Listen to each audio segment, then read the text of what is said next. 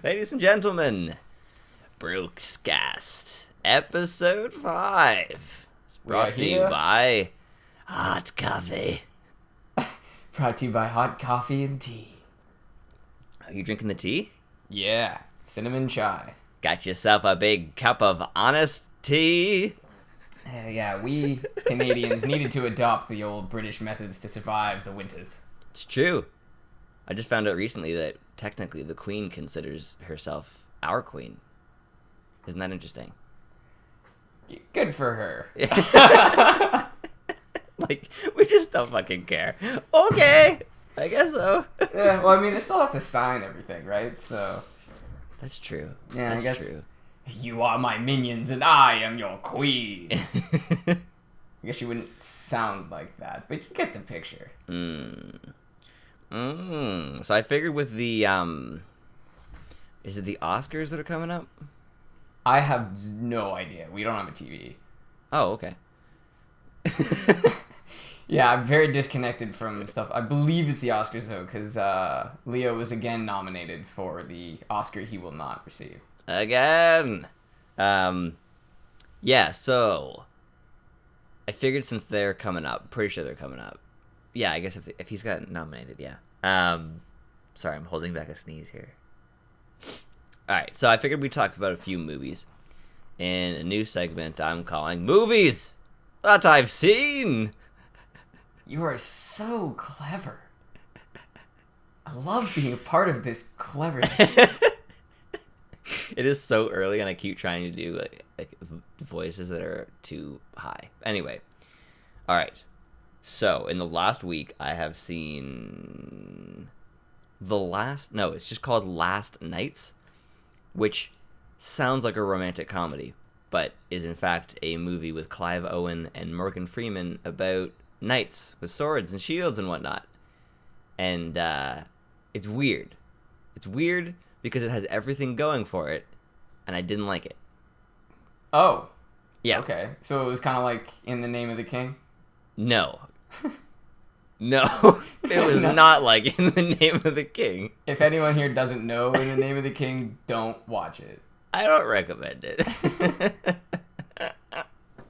Especially after there's a whole episode of game theory on U-Bowl or Uwe Bowl. I don't know how to spell his name or pronounce his name, but essentially he made bad video game movies for a living and made a lot of money on it. And recently he actually tried to get something kickstarted on Kickstarter and didn't work. And so he made a wonderful vlog video about how he feels about that. It's hilarious. He was pissed. It's like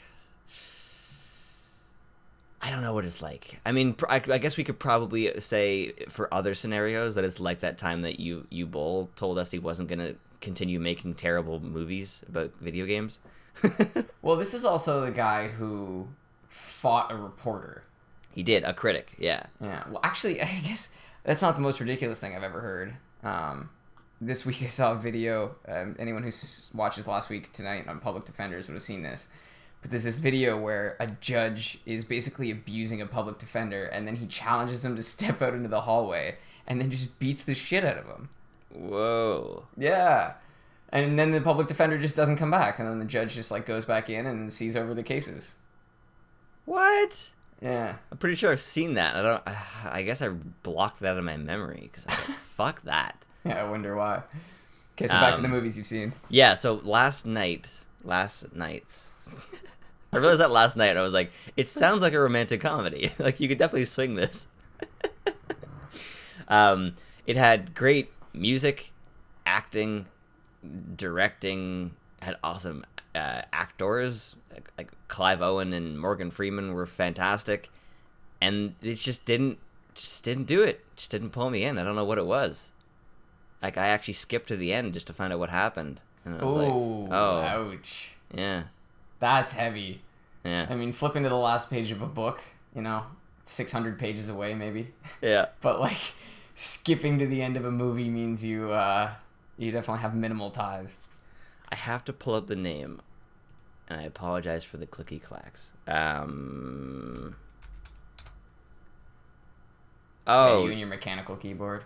Or is that a regular keyboard? no, I haven't had that in a long time. That's right, I have it. Yes, you do. Um, Come on, you gotta get this name. I'm sorry. I'm just looking at the top 3 movies on IMDb. What are And the top three movies of all time? No, just right now. Oh. Yeah. What And is it showing you? Well, just one of them's called 999, and I always find it funny when I see really dumb catchphrases for the movie. The code on the street is never black and white. Oh man, yeah. Jason Statham's in a new movie, and the description reads something like, "Messing with a bodyguard's buddy is a bad idea, but screwing with a mob boss is even worse," or something like that. I just read it and I was like, 2015, really?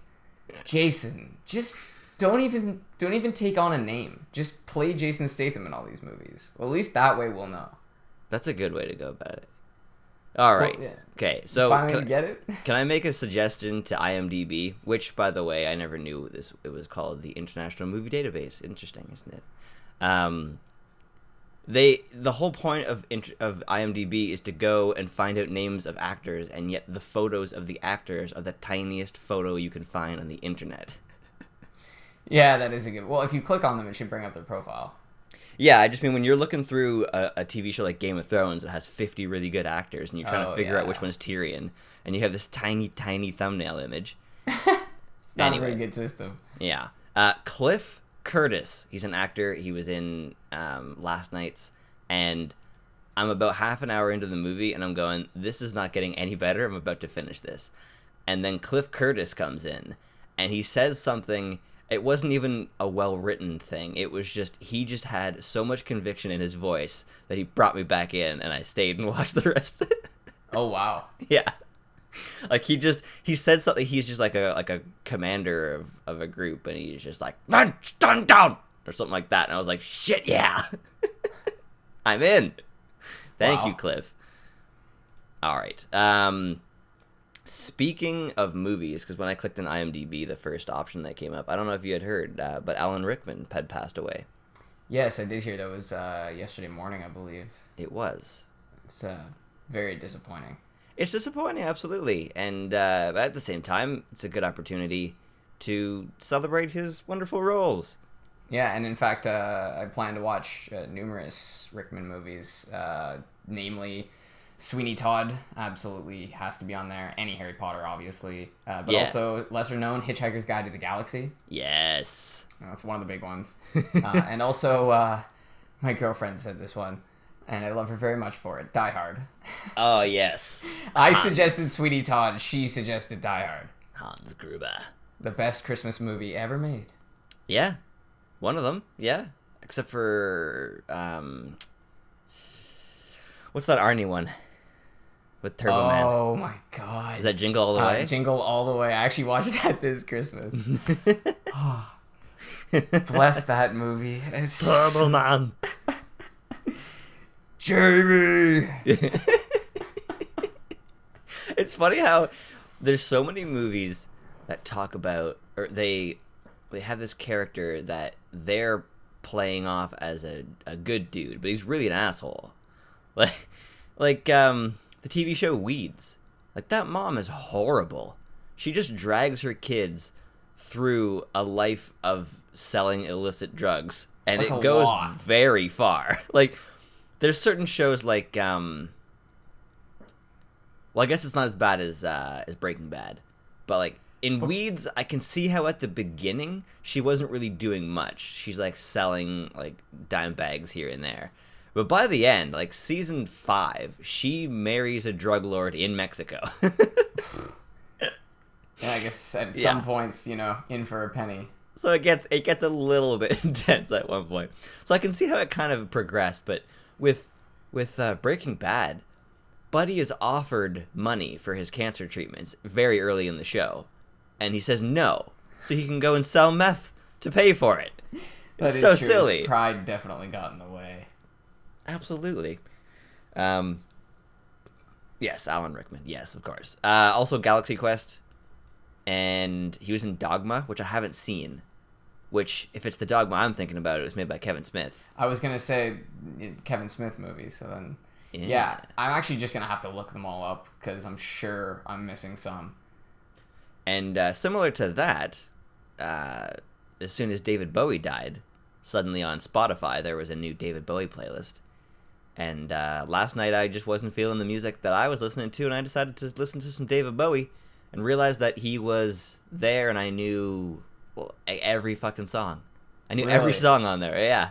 Like, well, I don't know if you knew this one, but Ground Control to Major Tom. Oh, yeah. Yeah, I never knew that was him. There were several other songs on there that I went, shit, yeah. David Bowie was awesome, and I never got it until he had to die for me to figure it out. Well, I think Ricky Gervais made a good point. He said, as much as it's a day to be sad, the Earth has been around for billions of years, and you happen to exist at the same time as David Bowie. So that's not so bad. That's a good point. But the way that I also thought about it, as a person who intends on being in the performance community, is that it saddened me at first when I heard about Alan Rickman, because I realized that Alan Rickman spent his entire life and never met me. And I was like, that's a little selfish on your part there, Mitch. Like, can you just, you just realized you want to be in the entertainment community, and already you're like, people are dying too quickly for me to meet them. People need to know me. Yeah, exactly. So, that was, a few people like that. Robin Williams, I really wanted to meet Robin Williams. And then him. And then wasn't there somebody else earlier this year? There's only been 15 days this year, but wasn't there somebody before that? There was. I just can't remember their name. Yeah. I also saw a post this morning, and it just said 2016, directed by, and then it had a picture of George R.R. Martin. Very morbid and dark, but so far pretty true. I like jokes, and it doesn't even matter to me if it's morbid. Like, making jokes about 9/11 and things like that, like, I get how people could find it really offensive because they were part of it. But if we can't make jokes about something, it's bullshit. Like, if it's completely off limits and we can't discuss it and we can never make jokes about it, I don't like that. I don't even have a good way to articulate what I have to say here. But I think I know what you mean, though. Is that when you're in a public setting, there's no understanding of intent. Yeah, well, that too, for sure. But I was just listening to Joe Rogan, and he was talking about Artie Lang making a joke that got him in a lot of trouble. And he was saying how help me out with the names here. The guy, you remember the guy who last year, he was selling loose cigarettes, and he got tackled and choked to death by police? Not really. You probably heard it. Like, Joe's been talking about it for a while. But the guy wasn't violent. They just wanted to arrest him, and he refused, so they just took him to the ground and choked him out, and he died. And it was a huge thing because it was suddenly a divide between, the media was making it a race thing. And so Artie Lang made a joke about how he's like, this whole thing in the news is really affecting my life. I was in bed with a young black woman, and I was on top of her, and she said, I can't breathe. And I was like, don't make it political, lady. I'm like, that is, of course, inappropriate. And to say that to somebody who knows the people involved, or to say that on the news while it's happening, like, that kind of stuff is inappropriate for sure. But he's telling this joke in a nightclub months after it happened. It's one of those things where if you can't joke about it there, where can you? Yeah. And I think it's important that we make jokes about things. And also for things like 9/11, if we make jokes about that and we show the people who committed that kind of atrocity that we can also laugh about it happening, that takes the piss right out of terrorism. Because terrorism is all about ideas. It's not about the act. It's about the idea behind it. So if we can say, not only can we laugh at you, but we can laugh at what happened, then they have nothing. It's useless. Yeah, well, I find that the most important thing is the reception, because there's no offense without reception, but there's also no joke without reception. Like yesterday, I'm definitely not going to repeat what was said, but one of my friends made a joke that like we were all just making really ruthless comments about someone. It was all like in good fun. And then someone made a joke that wasn't funny at all. It was just plain mean, but we all just die of laughter because we know he's not serious. But a conversation like that out of context is horrifying. Yeah, of course, of course. There's a comedian, and I don't know his name, and I'm sorry because I don't know your name, but he his whole thing is to make jokes about tragedies on the day that they happen. Oh, ouch. And he's hilarious. And people said, that's very insensitive. That's too soon. And he says, is it really too soon? Do you know who's not on Twitter? Because that's how he makes his jokes. He says, you know who's not on Twitter the day of a tragedy? The victims. Because they have victim shit to do. That's a really good point. Yeah, he's like, they're not getting loaded into the back of an ambulance going, are we trending right now? No, they're dealing with their shit. So now I'm going to make the joke because they're not even around for it. And that's awesome. That's a great way to look at it because he's right. He's like, he's not wrong. You shouldn't be just like trolling, Twitter on the day that something horrible happens to you going, are people making jokes about it? I mean, if you were, you'd be some kind of dedicated. Yeah, I guess. Or maybe as I was saying that, I realized maybe you're trying to take your mind off of the things that happened and going back to Twitter, the thing that you love and respect, and hear somebody making jokes about you. But either way... Yeah, so shut up, Mitchell. No Twitter's one the wants internet. To say. All right, you want to get that? You want to turn that phone to silent there, bud? Oh, is that? Oh, okay. Oh, it's actually on the bed. I can't hear that at all. Oh, it's like it's just rocking the mic over here. Oh, okay, yeah, no, for sure. Because the microphone is sitting on my bed, so I wouldn't expect that. I gotta get one of those mattresses. You can drop the bowling ball on it, and maybe then the vibrations won't travel through the bed to the mic. Possibly. Or I could just get a real fucking studio. I love how I wrote a bunch of shit down, and I think the two of us are comfortable enough with each other that eventually I won't even write anything down for the show. Yeah, because I have a list of like 8 things to talk about, and we've talked about one. Okay, I didn't realize it was that kind of a list. Well, it's not one of those things that has to come up. It's more like if we don't have anything, because right there we just went off in a tangent, and I'm cool with that. Yeah, and it's also always good to have something that brings us back. For sure. I do, however, want to end the show. Whenever we do get to the end, I want us to just discuss this podcast, the show, and all that kind of stuff at the end. But not now, not yet. Don't you dare. Just end on a nice note, Yeah, no, I definitely know what you mean. All right. Okay, let's finish the movie thing, and then I have nothing else to talk about. Okay. I also watched Big Game, which stars Samuel L. Jackson. Surprise, surprise, he plays another role that I don't think he's played before, the President of the United States. And I liked it because they didn't have the president play this wonderful, righteous, strong human being. He's actually kind of an asshole, and he's like an over-entitled dick. And he gets lost in the woods in, I think it's Poland, and a 13-year-old who is out on a hunting trip finds him and then has to help him get away from the people trying to hunt him. And I mean hunt in the sense that they're actually trying to hunt him like an animal. That's why it's called Big Game. Interesting. I thought it looked kind of bizarre. I was like, why is Samuel L. Jackson chilling with this kid in some forest? And... oh, it's 2014. Interesting. Okay. Really? Probably late 2014. But yeah, it had 2 out of 5 on what's it called? IMDb? Yeah. No. Netflix. Sorry. Oh, interesting. I find Netflix can be kind of tumultuous with its ratings. Yeah. Same with Steam. That's why I started playing Magicka, because it had like a 2 or something. Or what are they at a 10? No, it was it had mixed reviews. And I was like, fuck that. I need to show the world this is a wonderful game. Yeah, Magicka is hard to play. That's undeniable, but it's beautiful. And it's crisp. Anyone who is interested in how would you even describe the flow of the game? Because you make odd. spells by combining 8 different elements across 5. Jesus, there's so many different combinations.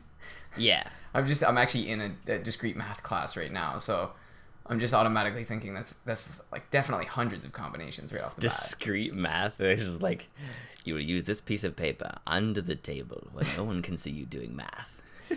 Well, it's actually discrete mathematics for computing, but I don't think we're really going to get to much computing. That's all right. I do the computing in my off time. Okay, so I pulled it up. Ray Stevenson plays alongside Samuel L. Jackson. Really? There's that name again, Ray. What do you mean again? From Star Wars. Oh, yes. Of course, brother. We should talk about Star Wars, too. Ray Stevenson, you may know from the 7th season of Dexter. Oh? Yeah. He plays, I think his name is Isaac? Isaac. He's the bad guy.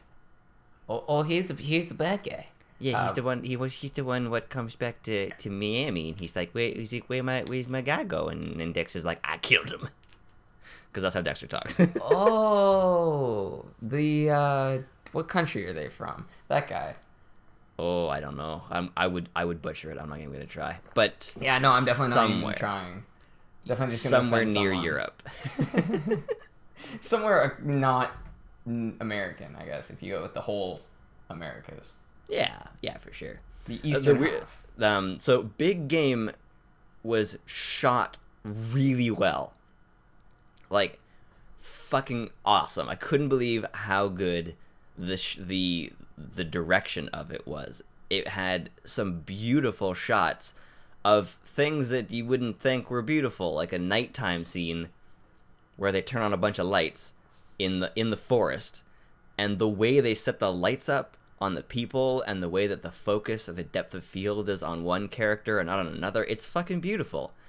And like 8 shots of spinning around people on top of mountains while they stand up triumphantly, which is a little too much, but still, it was done very well.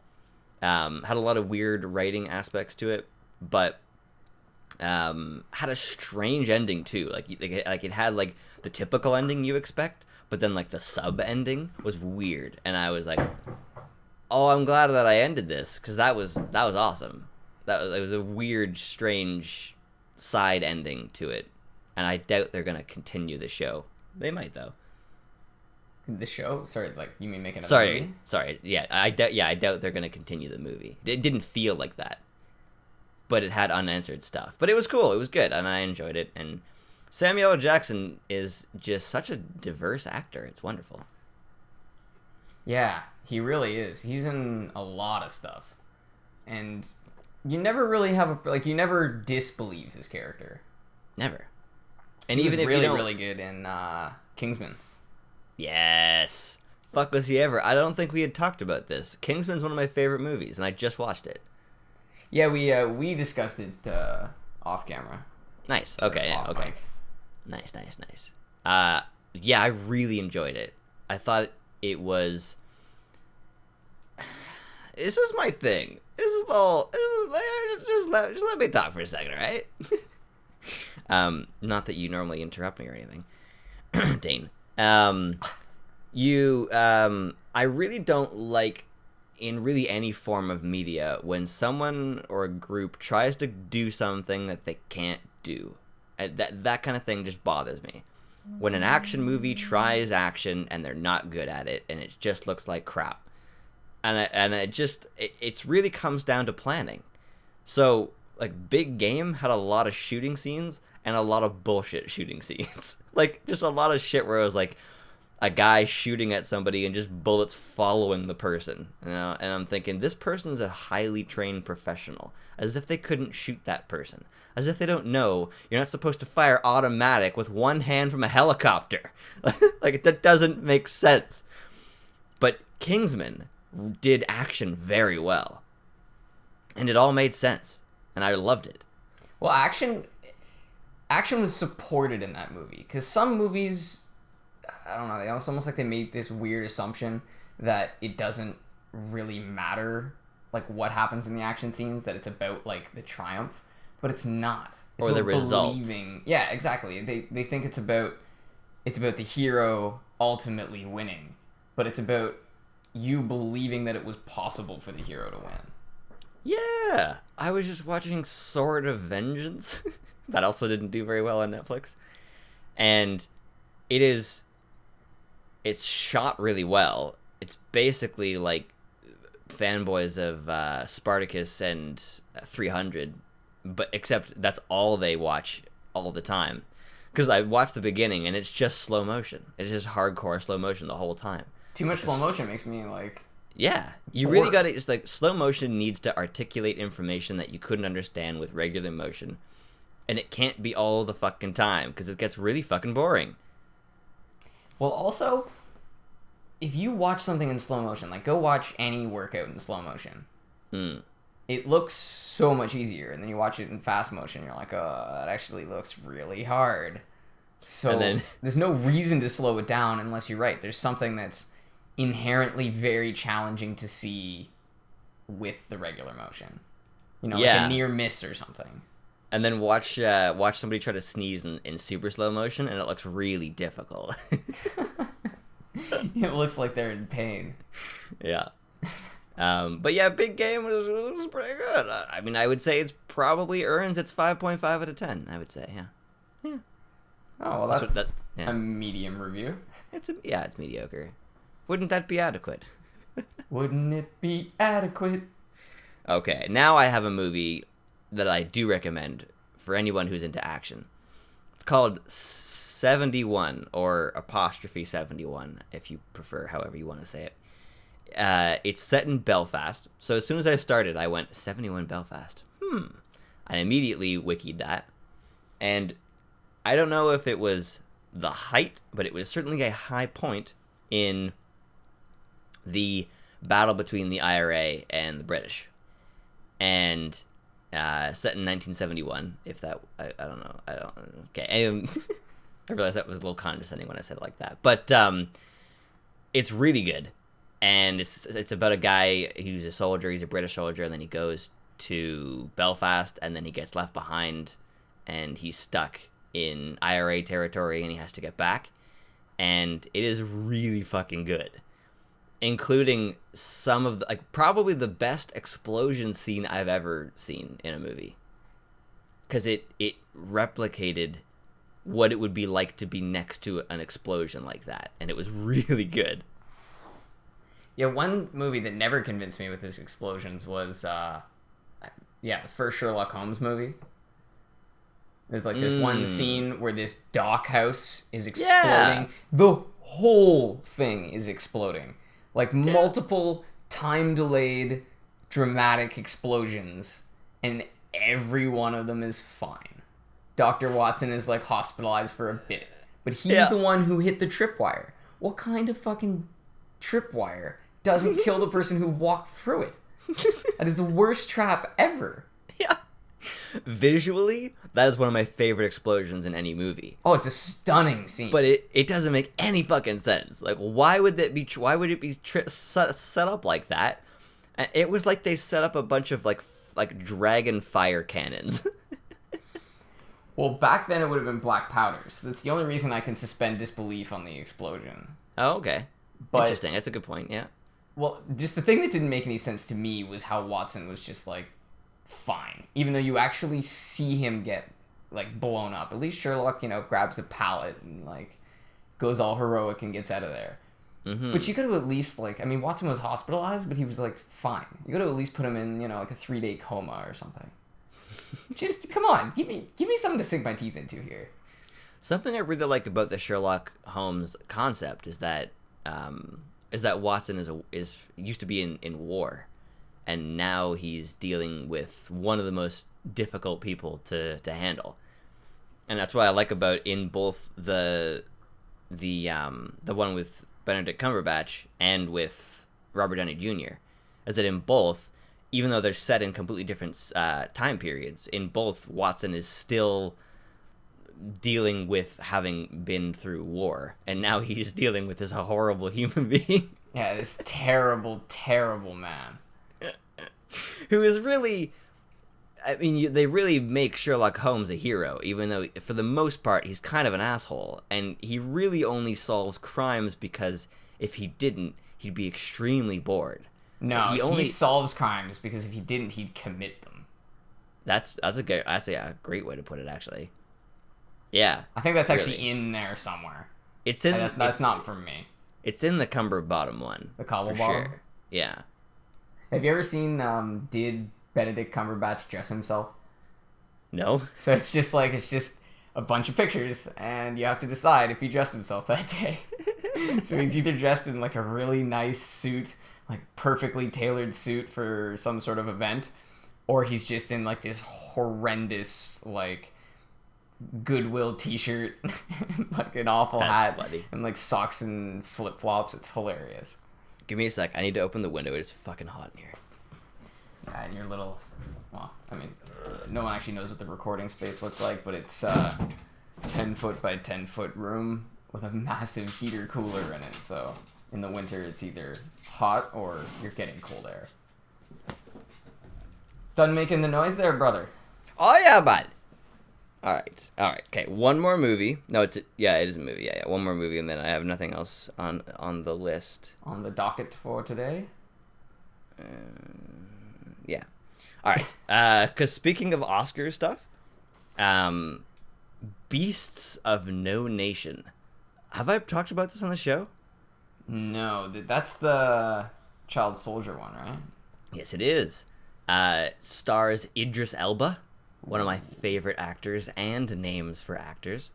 I've been calling him Idris Elba. Let me just make. Yeah, it's Idris. I've been calling him Idris for about 5 years. Whoops. Oy vey. I don't think I ever said it on the show, but I probably did. But yeah, it's fan-fucking-tastic. And all right. So here's my whole thing on child soldiers is that I went to a presentation in grade 8 on child soldiers, and they were talking about all of the, like, they were telling the facts about the scenario and how horrible it was, and the person who was doing this presentation was really good, and she really knew what she was talking about, and her conviction was amazing, and it really made me understand the situation. Because when you hear on the news, like, they tell you about something, it's like blah blah blah blah, and then go to child soldier, and you're like, okay, whatever. But this person's just fucking screaming it at us, and I loved it. And it was really good, because now I understand the whole horrible scenario that's been happening in Africa for a long fucking time. And then that Coney 2012 thing happened, and people were like, have you heard about the child soldiers in Africa?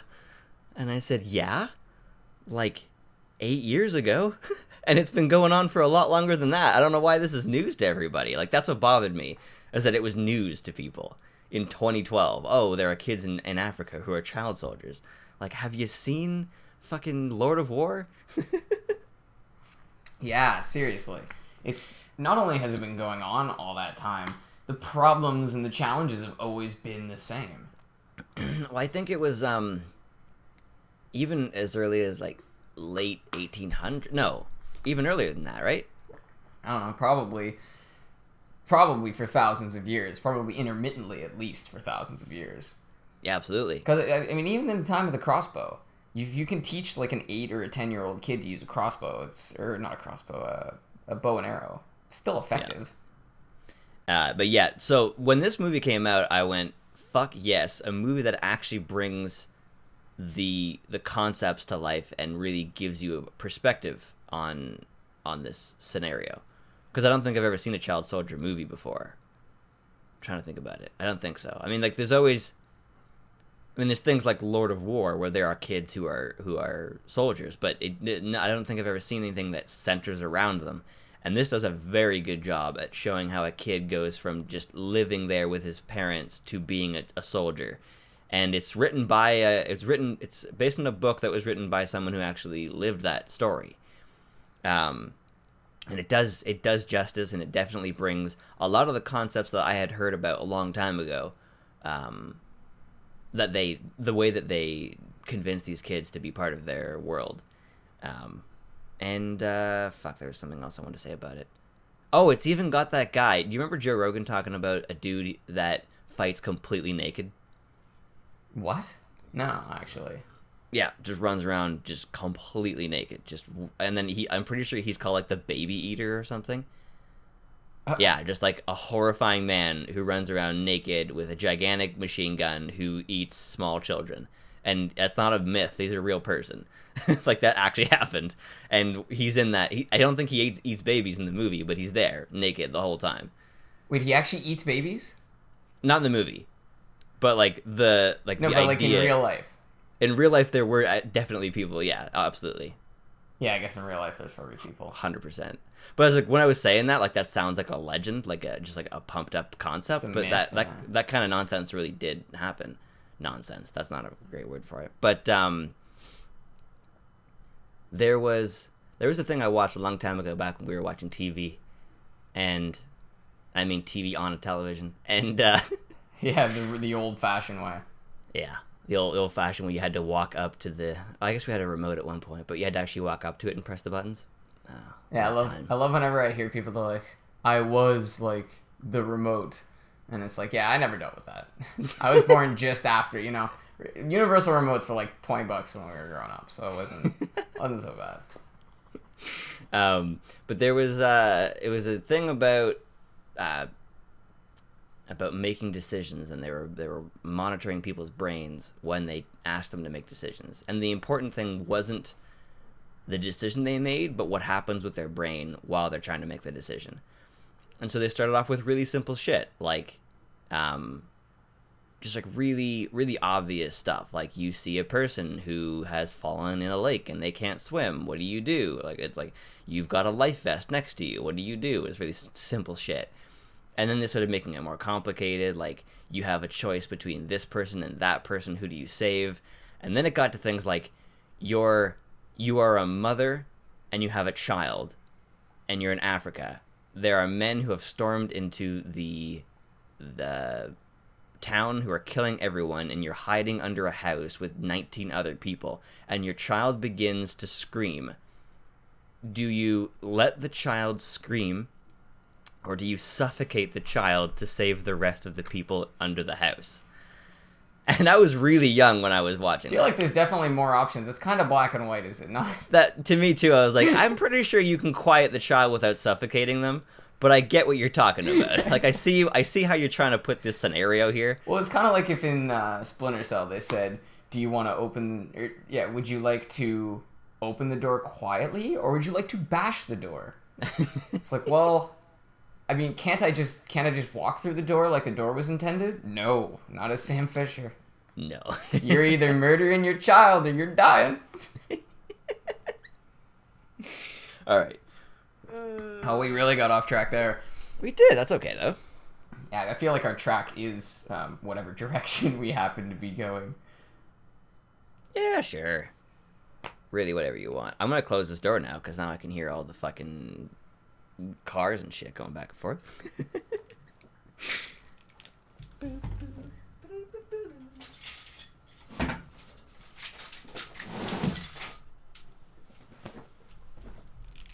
Got the old double pane window. Double pane, maximum insulation. All right. Now what? Well, sorry. I thought you said we were only through like one or two of the items, or was that your whole list? That was my list, pretty much. Oh, okay. Pretty much. I actually ended up watching. I mean, I feel like maybe this is a good time to talk about I Know That Voice. So for anyone listening, I Know That Voice is a documentary. We've actually discussed it a bit in our Shovel Knight playthrough. But I Know That Voice is a documentary about the voice acting industry, produced by John DiMaggio. I believe directed as well. Produced and, potentially directed by John DiMaggio, who is the voice of Bender, Marcus Phoenix, the dog from Adventure Time. I don't actually watch. That's the only one I don't watch. Mm-hmm. But, yeah, he is fantastic, and actually everyone in that movie is fantastic. Oh, yeah. Oh, yeah. Well, the interesting part is that people who only do one voice, you'd expect them to just be like, I do my voice. Mm-hmm. But you still have to do all of the acting, and it all has to be audio acting. There is no, you can't put in like physical pauses and stuff. Like, you have to have some sort of audio to associate with that. Yeah, and the thing I was really noticing about it, because I really want to get into that world. Not necessarily, I mean, like, I don't really want to get into that specific thing, like being in a booth and doing work for a TV show long term right now. I really want to practice a lot more and be ready for the industry before I get into it. But it's something that I look at from afar, feeling like I couldn't do it, but knowing that if I put the time into it, that I could. And so when I see these actors who I was watching when I was watching the documentary, you see John DiMaggio, and you just see him while he's doing the voices, and not too many times do they show the character with the voice. So when you just see John DiMaggio doing a voice, it's not that convincing because he doesn't look like Bender. So it's just, you just hear the voice of Bender. But I've been watching a lot of Futurama, and when I just started Futurama, I could separate John DiMaggio and Bender's animation. And now I can't look, or I can't separate his voice anymore. It's Bender. It is Bender. And that's what's so cool about voice actors, is that they are not pretending to be characters the way a video actor, I guess we'll call them. I guess live action actors. Live action, okay, that's a good way to go. That they're not pretending to be somebody. With the voice acting thing, you are the character. Like, you're making a character out of nothing, and someone is animating that character out of nothing. It's so impressive, because when you have a movie, like, I'm looking at this IMDb page, and it's got a new movie with Robert De Niro and Anne Hathaway. With the two of them, you buy an expensive camera, you put it in front of them, you give them some lines, and then they do their work. But it's all based on things that you've seen, and all you have to do is point a camera at stuff. It's still difficult. But with animation, there's nothing to point a camera at. You create the frame, and you decide what angle things are going to be at, and it's expensive to try to change that.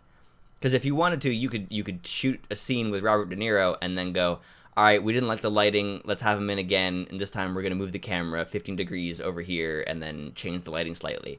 With animation, you have to repay people to animate everything you did if you didn't like it. And that's extraordinary. The passion required to make an animation and a long series like Family Guy, Futurama, Simpsons, and stuff like that is extraordinary. It's you can't really even put it into words. You really have to be part of it to get it. Yeah, I completely agree with... Well, the interesting part of it is, when you... Just going back to your animation thing, you have to choose all those things. So rather than with film, you film it and you do your best to create what you're looking for, and then you work with that. In animation, you have to choose where the lighting comes from, how it affects the objects, how the objects affect each other if you're doing really complex lighting. Yeah. One of my friends is in a 3D visualization course, and the teacher showed them just 3 different lighting scenarios. The first was these like spheres made out of cubes.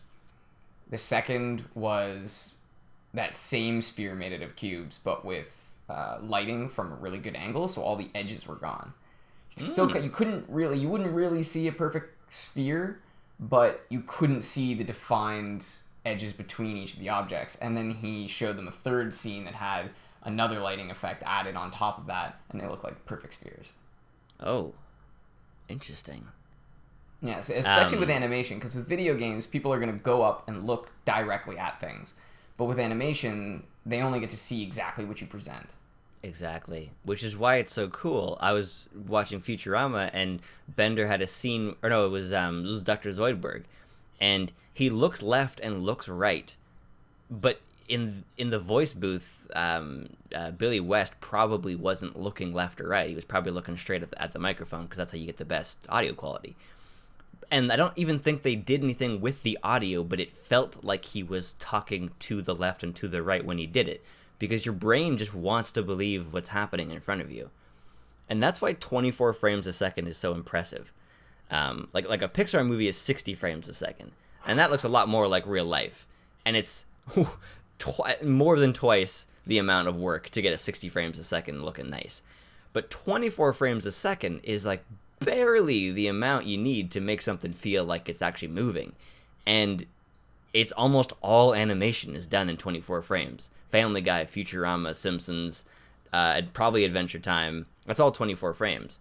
They have certain things that I'm pretty sure are 60 frames, like the ship in Futurama. I'm pretty sure that's like a 3-dimensional object that they splice in there, because it doesn't look like anything else in the show. But pretty much everything is just twice the amount that you need, because you need 12 frames a second in order for your brain to believe something is moving, and 24 is just twice the amount. So you're just barely hitting that requirement for motion, and yet it looks good. It makes sense. It does. Well, our brains are really not that good. They're really good at believing they're very good. Like your brain, almost everything you see isn't what you're actually seeing. It's what your brain chooses to believe exists there. Isn't it something crazy like 20% of your vision is actually vision? Like the rest of it's all brain work? I'm pretty sure I read that, or yes. not read that. Well, I watched it on Vsauce. It depends exactly what you mean, but the human eye should not be able to detect edges at the distance it can. Because the human eye was actually, as you know from Cosmos, designed in the water and then adapted to land when fish eventually evolved. Right. So it's not meant to be in a dry environment. It's meant to see through a medium, and air is just not dense enough. So our optic nerve is actually set up like a certain type of image filter we use. We developed the image filter from the human eye, but it's known as a sombrero filter, so it brings out edges beautifully, and that's part of why we can see so much further than we should be able to. Wow. Bringing science to the internet. That's actually, yeah, and that's not even, there's no biology science in that. That was a computing course I learned that in. Wow. I learned a lot about the eye in my color theory course. Not that I'm going to share any of it, because I can't remember what I was talking about. But animation. The animation that I made, Derp Souls 2, which, by the way, is at about 70-ish views. Feeling pretty good about that. Nice. And the first scene after the credits, where he's talking to the two ladies in the hut, that I'm really happy with. I loved the way that I set that up, and that's because I planned it out ahead of time. The scene where he's talking to the dude to old Ben Hart sitting on the floor, that wasn't planned out, and that's why it didn't come across very obvious. And that's a great example of what happens when you don't plan out your shots with animation. Because I didn't want to reshoot it. I didn't want to get a new angle, so I just used the original angle and just moved the camera side to side, and it didn't come across like. I'm pretty sure you got the joke, and I think Dane might have got it, but most people didn't know what was happening there, and I don't blame them because it wasn't that obvious. And that's just one of those things where, in Futurama, if they had a shot like that, they'd show it to a test group, I think. I'm pretty sure they do that. And then people would say, well, that I didn't understand what happened there, and they would redo it. And they also do that with audio, too. Like, they'll say something like, this character said something too quickly, and so let's say it not as quickly. And that was what I was really impressed with in I Know That Voice, when she's talking to the guy who plays Hermes from Futurama, and she says, okay, now say that slower, and he says the first thing exactly the way he said it, but slower. He didn't sacrifice the punch in his voice or his accent or anything, because he's a professional. And that's the thing a lot of people don't know about voice acting. They think it's just making a bunch of silly noises into a microphone. And sometimes it is, like if you're playing Dr. Zoidberg. But even then, Zoidberg makes, 5 to 10% silly sounds? Yeah. And the rest is a combination of, no godly human voices that make up Zoidberg. Yeah, I've seen that documentary twice now, and I see how Billy West does that voice, and I still can't do it. That's a big thing. Is once you see somebody doing the voice and the way that their mouth works, it's a lot easier to figure out how to do it yourself. Yeah, especially like the droopy voice. Oh, like I can do that. I can't go any further. I can't actually do a sentence, and he sings in it. Like, at one point he actually sings in that voice. In which voice? And in Zoidberg's voice. Oh, really? Yeah. Oh, Donnie boy. Yeah, right there. Yeah. And he does the professor, which I love. And I love scenes where one actor is playing two characters talking to each other, because that's hilarious. I think it's great. I really do. I think those are some of the best scenes. And even the professors it's a subtle voice. It's kind of hard to do because it doesn't have that obvious thing that a lot of animation voices have. Yeah, he's got this kind of this frustration in his voice that's really hard to mimic. Yeah, like he's like having a hard time saying everything. It's true. He always seems to struggle with tiny portions of the sentence. He's one of my favorite characters. I never really appreciated him before, and that's what was so cool about watching stuff about voice acting, is that you realize how much there is behind every single episode. Well, that's why they get paid so much. Yeah, well, yeah, for sure. And I read something and I didn't believe it, and I had to go and corroborate it. And so don't quote me on this. It's rough, all right? It's a rough information. But a Family Guy episode takes about 9 months to make. And when I heard that, I'm like, how the fuck do they make so many episodes? It's because they don't spend the entire 9 months everybody working on the same thing. They have a cycle. So they probably begin with writing, then they rewrite it, I imagine, because that's how because first drafts suck, right? Yeah. That was Ari Shaffir. First drafts always suck, or something like that. Then they probably do the audio, then they probably do animation to line it up, and then they have to put it together and all that kind of stuff. And by the time it's done, it's been 9 months. But in between that, they've also started another episode, and so it takes a long fucking time. So every 22-minute episode you see of something took a ridiculous amount of time to put together. So you might have gone, that was an okay episode. But for somebody, that was their whole life. Or not their whole life, but their entire work career was spent working on that episode, or a segment of that episode, because animation is ridiculous.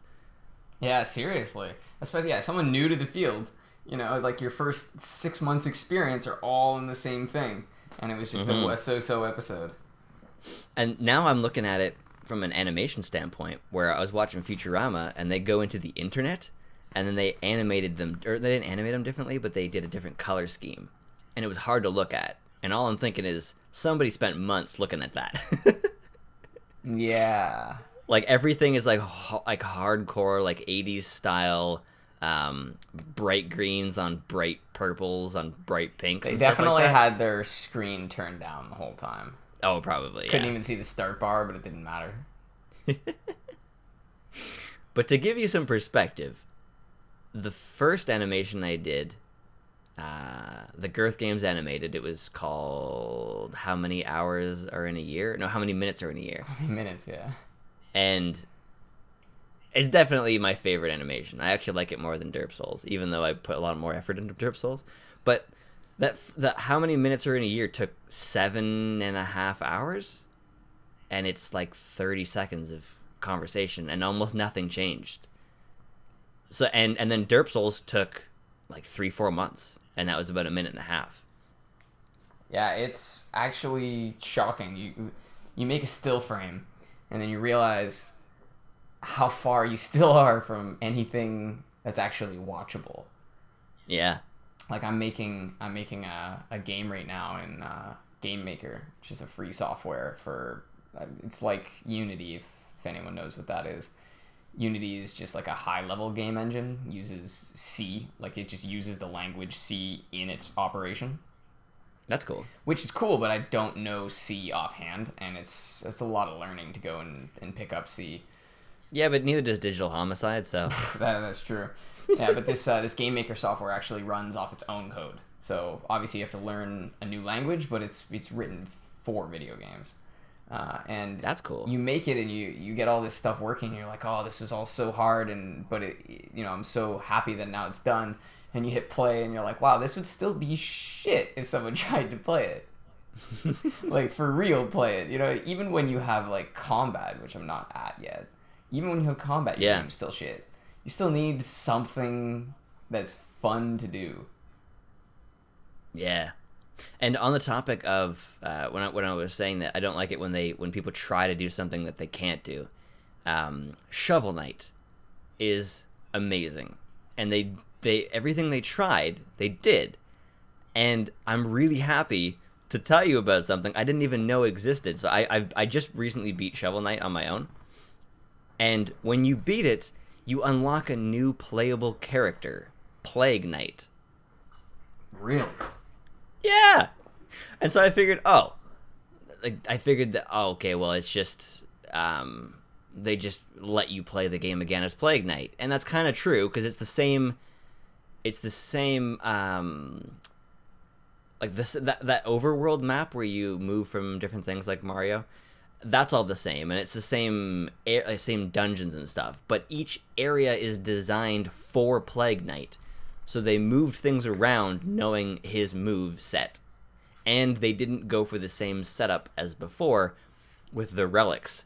Now you have your own leveling up system, and it's a completely new system of collecting coins to unlock new special moves. And he plays entirely different from Shovel Knight. And that's what I mean by attempting what you can and can't do. Shovel Knight didn't try voiceovers. They didn't even go for it. I guess maybe either they didn't want to because they wanted to emulate the old style of games, or they didn't have the money, whatever it was. But I've seen games, with bad voice acting, and it would have been better if you just didn't even put it in there. But they everything they have tried, they got it. Like, there's nothing in that game where I go, like, they didn't have enough time to finish this. They did everything that they set out to accomplish. I'm sure there's things in the cutting room floor, but that's where they deserve to be. If it can't come to the viewer, it shouldn't go to the game. Yeah, seriously. And yeah, you're right. It is always better to have less quality product, even if that is of a completely different style than you were hoping. Yeah. For example, you go back and you look at Super Smash Bros. Melee. Looks phenomenal after years. Yeah. Most Nintendo games still look good after years. But you go and you look at games on the PlayStation, all the photorealistic early driving and shooting games, they're terrible now. Absolutely. They're just not worth the money, but I will pay I'll pay $20 for Jak 3 any day. Jak 3 still runs 60 frames a second. I fucking love it. Yeah, we didn't really understand at the time. We didn't really appreciate the difference. No. But, God, when we went back and just looked at the difference between SOCOM Navy SEALs and Jak 3, it was night and day. Yeah, so I couldn't even play SOCOM. And that was the newest one at the time. It was called Combined Assault. And it was the newest one that I felt was the best of the series on the PlayStation 2 at the time. And it was awful going back to it. I couldn't get past like a minute of play. I had to go back to Jak. I was like, fuck this shit. Jak is actually built to play a decade later. Yeah, you need to make sure that the base mechanics of your game are timeless. It's the same reason that it's still, we actually talked about board and card games before, and I know we all have mixed reviews on those, but a deck of cards is the simplest version of games there are, and it's because it's so simple and so easy that it's never gone away. It's always been a good option. It's analog, which is nice. That too, yep. But if you look at Link to the Past is not that deep a game. It's clever. It's super clever. And the puzzles are done really well. But there's only like 4 or 5 caves, I think, and a forest. But really, you can go and find the Master Sword right off the bat. You just can't open it. So you have to go to 3 different caves, grab 3 different pendants, and then you get the Master Sword. Not exactly sure what happens after that, but even when you just look at the combat, The Master Sword. Sorry, go ahead. Oh yeah, is the Master Sword not the weapon? No, it lets you. Oh no, you can already charge up, can't you? Yeah. I think the Master Sword might have it shoots out magic or something like that. Oh, seriously? Yeah, yeah. I actually haven't. I really should finish it. I don't know why I haven't actually. I even knew where I was going. I couldn't even beat the first dungeon. I'm just not from that generation. I actually no. I was figuring it out really quickly. I think nothing ended up confusing me. I found the flippers, and then I think I just forgot about it. Oh. Yeah, that's one I'll have to go back and beat, and eventually we'll have to play on the channel. Oh yeah, that was one of those things where there's certain games that are definitely going to be fun to play for the first time on the channel, but things like Dark Souls and Shovel Knight and I guess Shovel Knight could have been a first time, but a lot of games I find that are better when one person knows what's going on. Yeah, we don't really want to be troubleshooting the game when we're trying to either discuss the game or have a conversation. Yeah, for sure. Like, I was playing Dead Space 2, and there was a few times where I was just stopped going, how the fuck do I... God damn it. Actually, I scrapped a Fallout 3 episode recently, because I did nothing in the whole, 13 minutes. It was just, walking around talking to people, and just went around in circles, and I realized that I didn't have to do any of that, so I just scrapped it and said, all right, attempt number 2. Yeah, seriously. Well, I find no one really cares. It's just, you just explain. But the worst is when... I've been watching a lot of tutorial videos trying to make my game, and I just find people will start by talking about their last video and why they chose to make this tutorial and it's dude, you're not a personality, you're a tutorial guy. I come to you because you're informational and you're efficient. Well, I mean, not this guy. It's all about how you present the information. If you call it how to something and it's not a joke title like how to not suck or something like that, if it's called a tutorial or how to do this, it needs to be that. I made 2 tutorial videos in anger. It's on I made a YouTube channel called Minute Tutorials. It's still up. I think both of the videos have 300 or 500 views now. That could definitely be a successful channel if I did anything with it. I just don't want to. Well, actually, I think we should just keep that for anything, just the same thing the first 2 were for. Yeah. Oh, yeah. In the future, I'll probably make other tutorials. If I'm going to spend a lot of time working on something, it's going to be something for this channel or something for my other side career stuff. But I made 2 tutorials in anger because I was trying to figure things out. And I found 14-minute videos in which he explains how to do something that takes him 10 fucking seconds. And it begins with a conversation about the time that he took the photo that he's using for the example in the video. And I'm going, this is not how to. The 10 seconds in the center of this 14-minute video are the how-to part. The rest of it is a vlog about your life. And that's fine. You can have a vlog about your life. Just don't label it tutorial. Yeah, I always go for the shortest one. And one thing that kind of pissed me off yesterday was, so I watched this video called How to Make a Game Maker RPG in 10 minutes. And I was like, well, probably not going to happen in 10 minutes, but we'll see. By the end of the 10 minutes, there was a map environment which you could move around in. And all I could think was, when the video ended, I just went, that's not a fucking RPG. That's not even a game. Oh, it's just the environment. Yeah, just a moving in, there's an environment with things you can obviously collide with, because it's the simplest function of a video game, and you can move around in it. And there was enemies, but they didn't move. Let's not upset the group of people who think that things like Dear Esther are a game. Dear Esther? It's pretty much just a move around and explore the area, and then find notes and stuff. But there's no enemies, there's no challenge, there's an end because it has a story. But there are so many sorry, I should state, Dear Esther, I'm pretty sure, I have never played it. I'm pretty sure that's a good game, but there have been tens of games that have been built around the concept of Dear Esther, but they don't actually do anything with it. Like you just walk around in the world. There's nothing there, and people consider it a game, and Steam lets them sell it for like $15. What? Why would you walk around as a tree?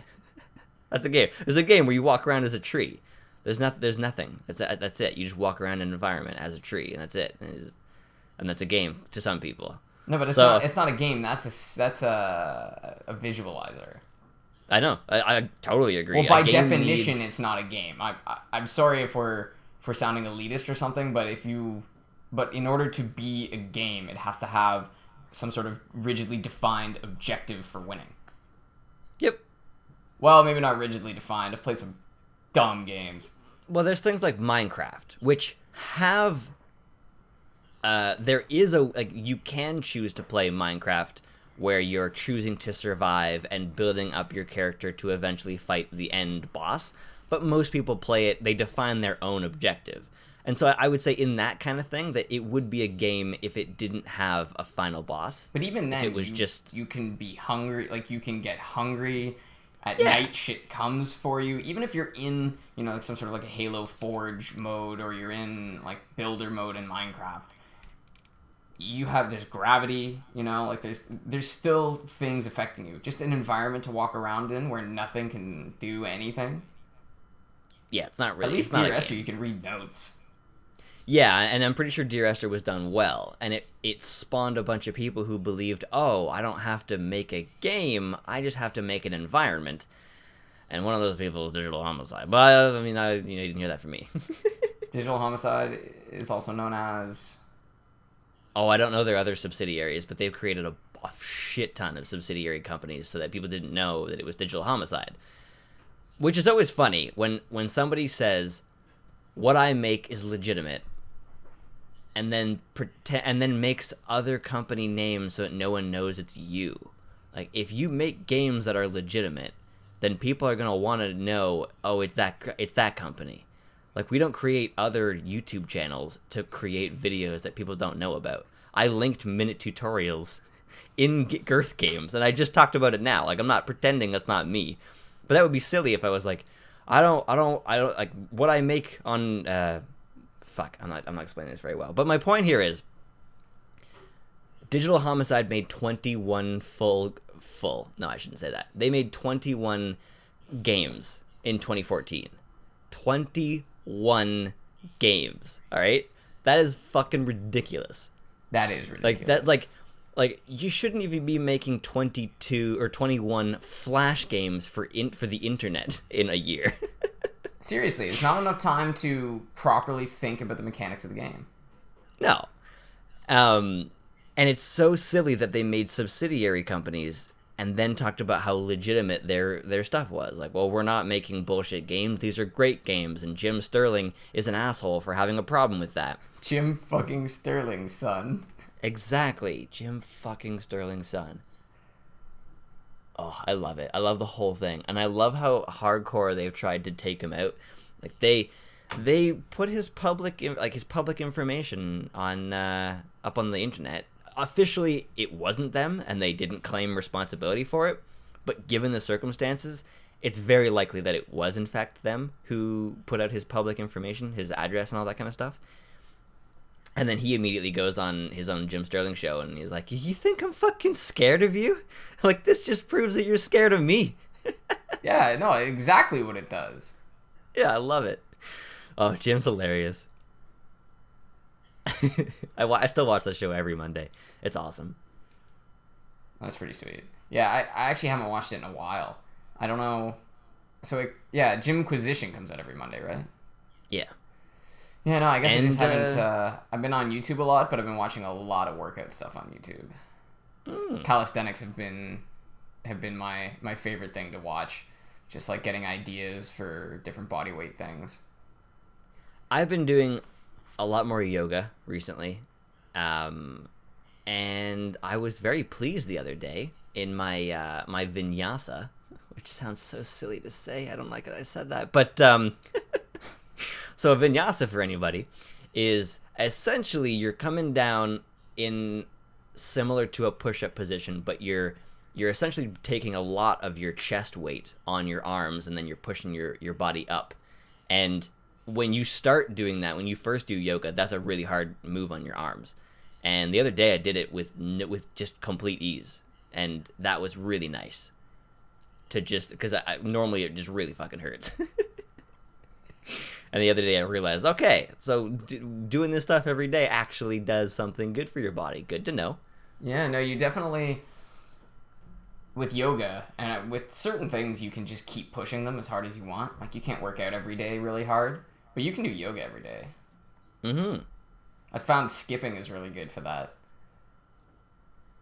Oh. It's obviously tough on your legs because you're doing a lot of jumping. And yeah, that's what I was going to say. On your mostly on your calves. Your calves end up being demolished if you don't roll them out. But my skipping rope is weighted, so it has 2 pounds in each handle, and I can actually open the handles up and take that 2 pounds out and use it as a regular rope too. That's cool. That's really cool. Yeah, so I'll just use both in a workout. Probably start off with no weights, throw the weights in for like 80% of the workout, and then take them off at the end. Yeah, that's something that needs to happen more often. Is something that you get, like a product that can be slightly even just slightly modified, and that's really cool to know that they can do that. But there's a lot of companies who wouldn't even let you do that because they would like, I don't know, fuse the weights to something so you can't take it off, and then sell a separate weightless thing, so you also have to buy that one. Apple. Yeah, no, definitely. A lot of companies would be like that. Somebody was just saying the other day, they saw my phone and they went, "Oh, you're an Android guy." And I said, "Yeah." And they said, "Why don't you have an iPhone?" I said, "Because I really like using any set of headphones on this." Like, what do you mean, why? Yeah. They changed the fucking charger for, was it iPhone 6? They changed it again. Well, I don't know. Has it come out yet? I don't know. Oh, sorry, iPhone 6. Yeah, they totally changed it. Yeah, they changed the charger again. Because fucking why not? Because we can charge people with more money. Because why not? Assholes. See, what I don't like about that is that Steve Jobs combined two great things: technology and user ease, I suppose. I watched a documentary about him, and he went and he I don't know exactly where he went, but he essentially went and meditated for like a year. Whoa. He went off somewhere, and I think he spent time with monks or something like that, and he was very zen for a long time, which is where a lot of the ideas that are revolutionary as far as touchscreen stuff goes, like things like moving apps to the side by you just like taking your finger across the screen and sliding it across, and zooming in by using your thumb and index finger. That kind of stuff came from his understanding of how technology needs to work with the human body. And that's why a lot of Apple stuff is simple in its user interface style. And I love that. But he combined it with really obvious just shady business practices of slightly upgrading things every year, and doing things like exclusive headphones, as though you fucking need that shit. You don't. Plus, things like the original iPad didn't have a USB plug-in. Like, oh, we'll just go back to the it's like if someone just decided to make a wheel, and then they went, you know what? We're gonna make this one. It's gonna have 100 sides. Like, what do you mean 100 sides? Like, the wheel works fine. Like, no, we're gonna sell a thing you put on top of it that makes it more round. That's what they did with phone cases. Instead of building the case out of something that doesn't break, we'll make it out of I'm getting angry here. Well, I would agree with you if it weren't for rubberized cases, because rubberized cases are the cheapest, thinnest, most simple case in the world, but they'll allow your phone to bounce 1.5 inches off concrete and be fine. For sure, but they definitely could have made phones out of a stronger material that just acts as a case if you don't want to get one. You pretty much have to get a case if you don't want your phone to break when you toss it on your bed. It's like they're made for accessories, and I really don't like that idea. Yeah, I suppose I've just never really noticed. I'm not that type, so when I get my first case, it's just like goes on, and I just like, count it in as part of the price of the phone, essentially. Yeah, and I definitely think that making it so that a case works with it is certainly a great idea. But they knew what they were doing when they made things like the iPhone out of like the back of it is basically made out of like plexiglass. Like it's the amount of people I knew with broken phones, with broken screens and stuff. It's just feels shady, you know? Yeah, no, I do know what you mean. Well, they're actually making, I don't know if it's the next generation of iPhones, will actually be made with Gorilla Glass, which is kind of like I think it might be sapphire glass, essentially. It's much, much stronger. I'm sure you've seen videos of it. People take like hammers and knives to it and stuff. That's cool. Yeah, well, that's partly going to increase the price of the phone, I'm imagining, though. Probably. And I realized that I didn't quite articulate everything I had to say. But my point here is Steve Jobs understood technology and knew how to make it combine with people, but he also knew how to fuck people over by using really shady practices of fuck, I've already said that anyway. But anyway, my point here is he knew enough about people to know that they would buy a thing that has an exclusive headset or a headphones thing. He knew that was going to work. And that in that way, that stuff kind of bothered me. I feel like I have this big lapse or gap in my knowledge about Steve Jobs because I only know him from A, what I've seen Apple do, and B, all the great things people said after he died, because that's how we do things. Yeah. I love that concept behind, like, don't speak ill of the dead, even though you spoke ill of them when they were alive. Yeah, seriously. And that was what I loved about the John LaJoie song, like Michael Jackson is dead. And he's like, don't pretend that you were talking positive about him. Like, as soon as he died, it was like, he was a wonderful man. Even though the biggest thing in the media when he was alive was all the things they were claiming, the horrible things they were claiming he was doing. And that happens a lot. Like, as soon as someone dies, we start talking about all the great things they did. Yeah, which is much. Good in some way. In some respects, it's good. But if you didn't like someone when they were alive and they were shitty to you, you shouldn't be just suddenly talking positively only about them as soon as they die.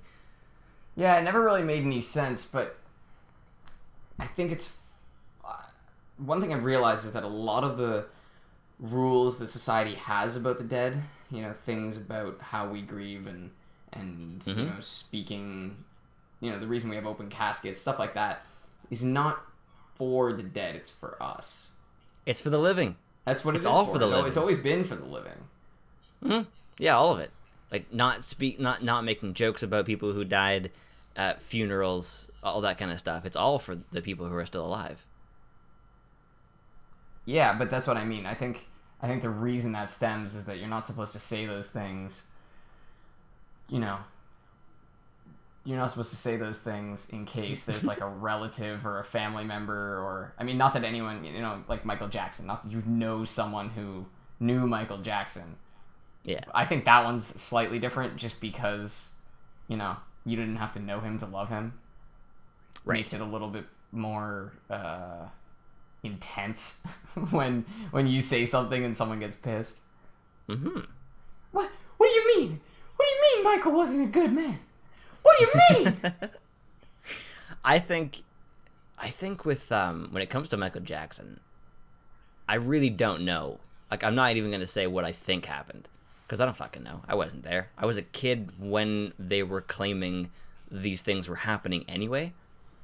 And I think it's interesting for parents who let their kids stay there. I think who was I just talking about? Might have been on Joe, but they were talking about how these parents had no problem letting their kids stay over at a full-grown man's house until they were like, oh, he's been doing things, and they're like, oh, he's a bad man. Like, you let your kid stay there for money. You knew what you were doing. Like, you wanted to be close to a guy with ridiculous amounts of money, and he never had a childhood. He grew up in a pretty awful environment, being expected to perform extraordinarily well, and his father was horrible, just horrible, man. Yeah, I have heard some stories about that. So it's definitely important.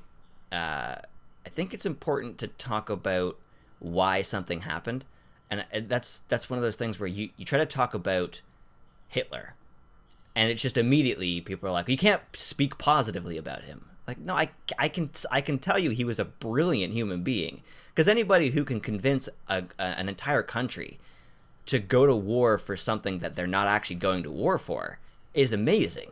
Like, that guy is one of the best, if not the best, public speaker in history. And it doesn't change what he did. It's all awful shit. But to just discount all of the other information, like, he wasn't an idiot.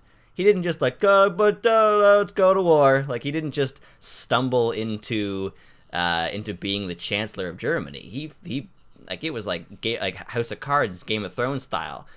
And it's unfortunate when people can't hear everything about a topic. And that's why it's important to talk about Michael Jackson. Whether he did what he did, what people claimed he did, if he did, it would make sense that it was all the shit that happened to him when he was a kid. It's so common for people to compensate in whatever way. So when people don't have a childhood, they like spending lots of time with kids. Things like that. It's usually an opposites thing. A lot of the time when you find a serial killer who only ever killed blonde women, maybe their mother was blonde and hit them as a child. It's like the things always seem to, not always, but often seem to have that opposite effect where you're making up for something you didn't have, or trying to remove what you did have that you didn't like. Yeah, and that swing is part of the reason they always say men always marry their mom and women always marry their father. That you're almost like, in the way you think you're acting out, you're actually acting like your parents. For sure. Well, I heard the theory that you're either running away from or towards your parents when it comes to a relationship with someone else. So you're either trying to find someone who is as least like your mother or father as possible, or you're looking for someone who's basically your mother and father. Sounds about right. Yeah. And I think, not an example of this, but on the compensation thing, I remember when we used to go camping with Dad, and he would talk about how he really loved, when he was a kid, waking up, going camping, and waking up to the smell of bacon. And for me, I don't know about you, but for me, waking up to the smell of bacon was not worth all of the work of going camping. So that was one of those things where it was something that he loved as a child, so he assumed that we would love it as children. But we're not the same kids. And he really wanted to make that for us, but didn't realize the amount of work that his dad had to go through in order to get him that waking up to bacon smell. So it's one of those things where I think most people are trying to recreate childish feelings, because it was some of the best feelings. That's a good point. And if you ever really want to, I guess, discover where someone comes from, meet their parents and just look for the similarities. Because it'll be... Especially if you're dating them. Well, yes, definitely. But it'll be shocking how much of them are just, how many of their mannerisms and, I guess, not necessarily faults, but, how many of the things they do are a direct result of how they were brought up. Yeah, 100%. There are so many things I notice about me that I can tell I got right from our parents. Yeah, I've definitely noticed a few of those things too. And you just sort of do your best, Just kind of... You really got to figure out what you want to be. Yeah. If you want to be more like your parents and what things from them you want, I would say don't just try to just be as much like or unlike your parents, because there's things about them that aren't good. Nobody's got a perfect. There's no perfect human being. Everybody has something here and there, even if they don't necessarily show it, but it's there, and a lot of people don't want to believe in it. But it's important to look at everyone in your life in a way where it's kind of like with a stranger. If you saw a stranger do the same thing that you saw someone you like doing, you would have less of a problem with the person you like doing it.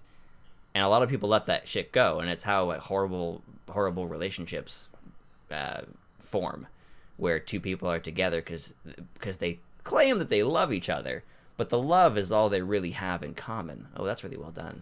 No, that's not mine. That's a song. It's got to be out there somewhere. Oh no, that's Scroobius Pip. Yeah, the love is all we have. Something like that. I don't know if I know that one. That's Look for the Woman. Looking for the girl? Or looking for the woman? Isn't it just called Look for the Woman? I don't know.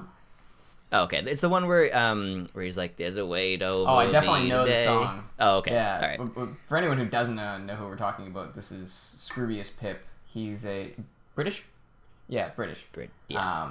He's a British spoken word poet, and when he combines with, I believe, friend and colleague Dan Lassac, they become a band. And their stuff's all over YouTube. I'm sure you'll find it. Also, he did a interview podcast, I guess, with Joe Rogan, which was actually pretty fascinating. His voice is so bizarre because his voice in singing and his voice in speaking are virtually the same. I love it. I really love it. And he has a great line. That really helped me. I had a breakup about 2 years ago, and that song really helped me through that, because he says something about flowers. Yeah, flowers don't grow up as one. They each find their own way to the sun, and in a way, that's just what we've done. Yeah, we've grown our and I love ways. it. And I love how he explains that it's not necessarily something that you've done, and by leaving, this is not me doing something to you. It's just that the two of us we're not right for each other, and it's not right to stay together. Well, that's why they finally put irreconcilable differences as a reason for divorce. Yeah. You used to have to prove that there was some sort of, big extraneous reason. Now you're just like, well, we're miserable. Okay. You've been separated? Yes, we have. Okay, well then you're good. It's interesting how there isn't that, it's marriage and divorce aren't symmetrical, which you'd think that they would kind of make sense for the beginning. Starting something and ending something would be similar, but you don't have to cite reasons to marry each other. Like, you say your vows, but they're not. It's not really like, and what reason do you have to marry? That's a good point. You apply for a marriage certificate, but it's not like they interview you. Yeah. Well, they call it tying the knot. I would say that marriage is more like a zip cuff. Easy to put on, requires special tools to take off. Yeah, that's about right. Either that or for a fishing long line. time. Yeah. Fishing line. Interesting. Goes on easy. That's about it. It requires special tools to take off, and if you try really fucking worse. hard, if you struggle, you're gonna hurt yourself. That's great. I like that. For a long time, I didn't like marriage, and I think, part of it is because our parents were married and they divorced when I was 3. So I guess it's like Doesn't help. I never had an idea that it was a thing that unified people. But I don't really dislike marriage anymore. My big thing now is why people get married.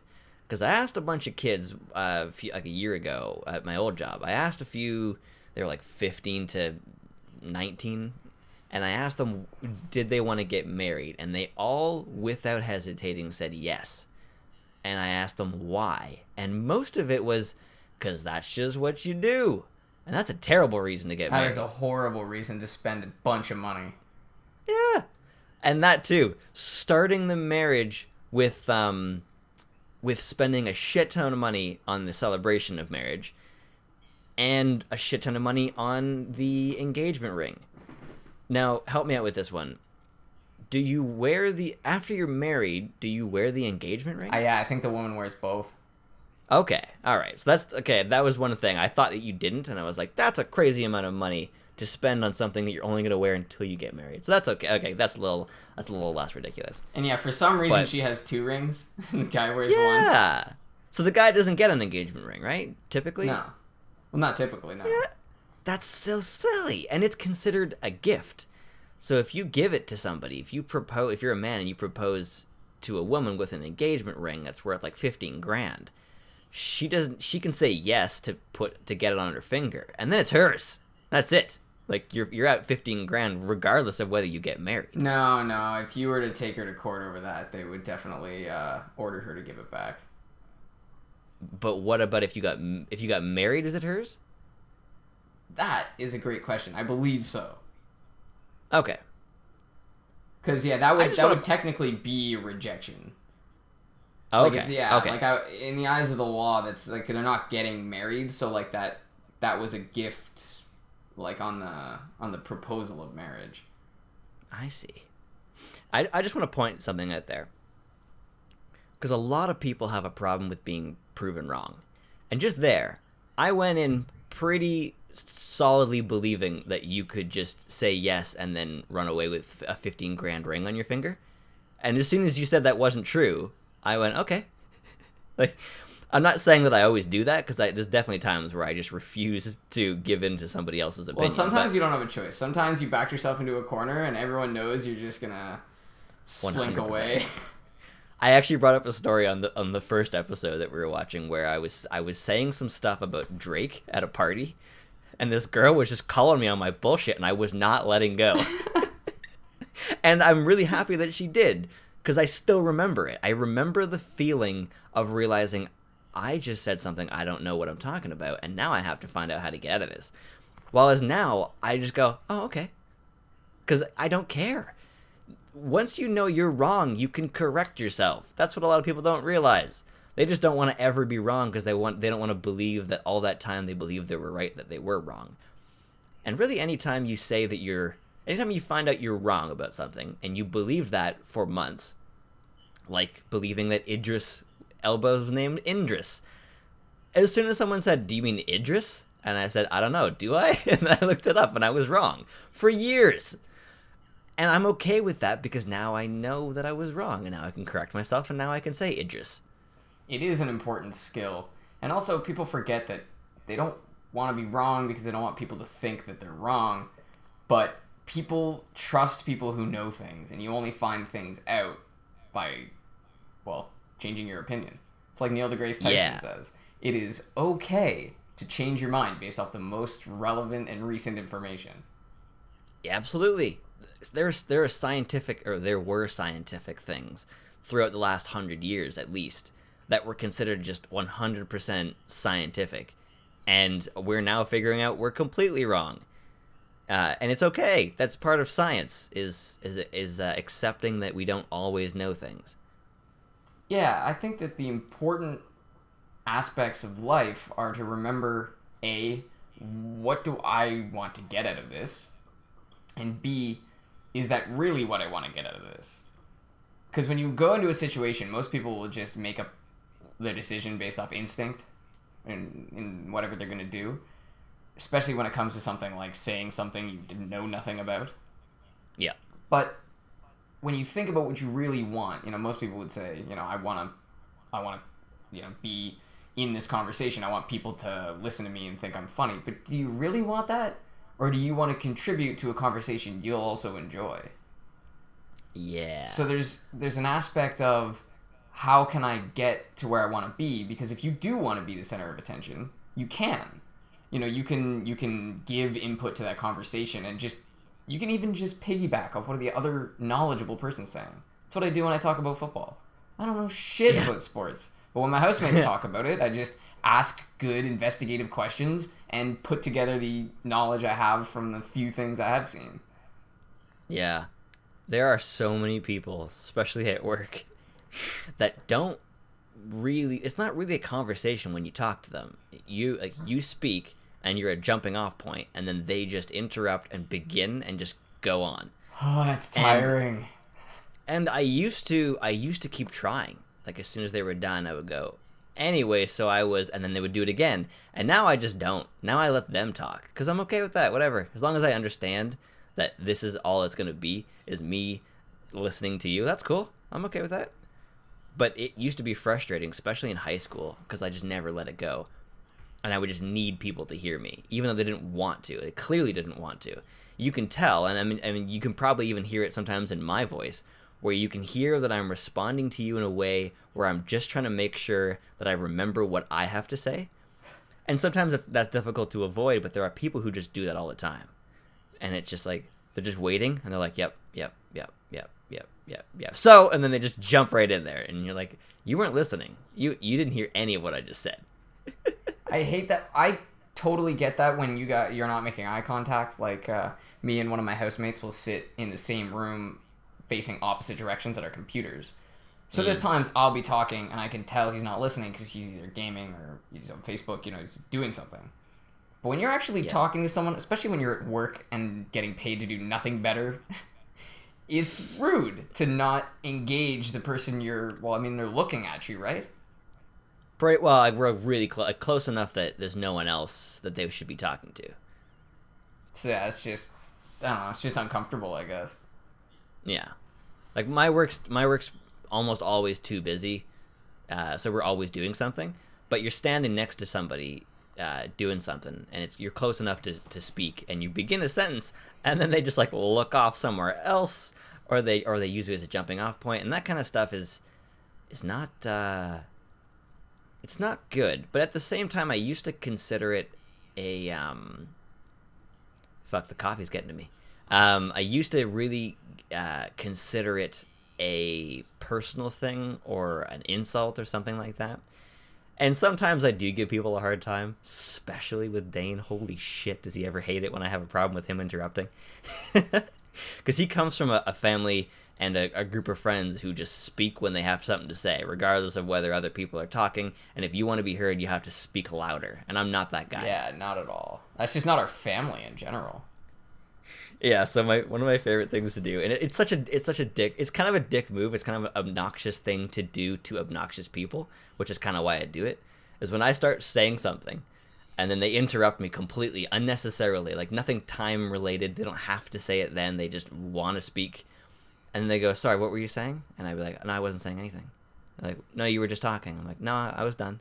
Like, I don't think you were done. They're like, oh, that's interesting. You didn't think I was done, but you had to go and interrupt me. And I just give them a hard time. That's a really good point, because there's no way for them to get out of it at that point. Yeah, like, oh, so you knew I was speaking, but you decided I'm just going to talk over him anyway. I've always found I'm kind of the opposite. I'm kind of like a silent version of passive-aggressive. So if someone interrupts me while I'm speaking, I'll just remember that person doesn't really have a long attention for what I have to say. And I won't really attempt to talk to that person in any long-form setting. And I won't tell the person this either. I just won't talk to them in that setting. What I try to do with them is if I know that I'm their jumping off point, then I will just be the jumping off point. Like I want this person to talk about this, and I'll just bring it up, and they just start going off, and I'm like, that's cool. Yeah, well, as long as I know. It's kind of like sparring in a way. I mean, I know I've actually never done any sort of formal, regular sparring, but in a conversation, you're trying to give the other person enough resistance that they can resist against you, such that you can create a conversation. If either side is either too overbearing or not involved enough, it just falls apart.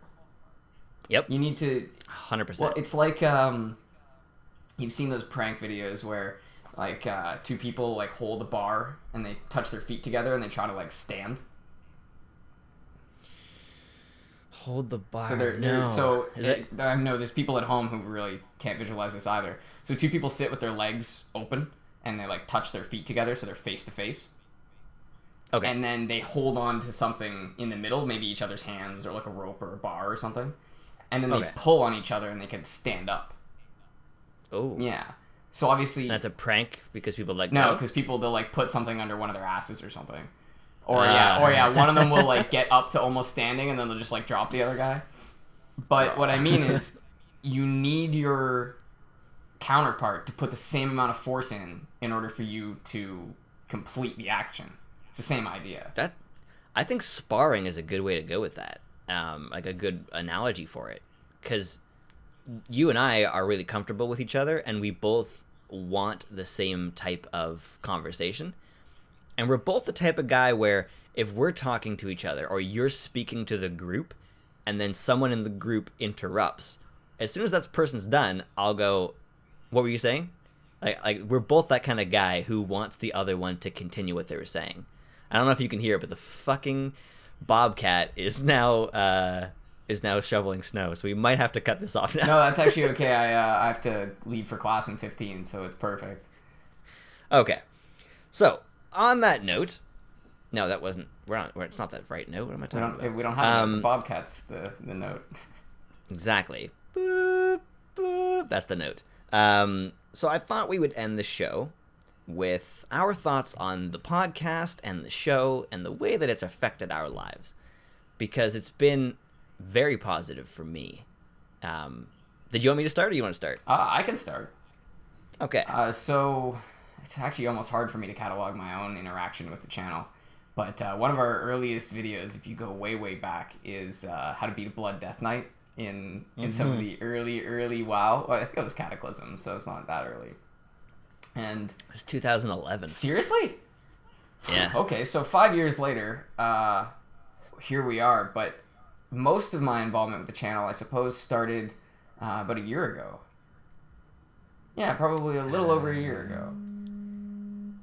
It would have been... Or less, maybe like 8 months. Yeah, the two of us started, I believe, in April on Brosplay. And then... But before that, you were in Lawlin. But neither of us were really into the channel idea at the time. That was the thing. Just like anything really before you start to see... Well, it wasn't actually Girth Games back then, was it? During Lawlin? No. So yeah, once it switched to Girth Games, that's when things really changed, about 8 months ago. And it's actually been phenomenal. Just now that I realize it's less than a year, and already you can tell there's progression in our ability to converse, our audio quality. Obviously, the actual design of the channel has come along phenomenally since the beginning. It's thank you. I think it's been therapeutic, the whole thing.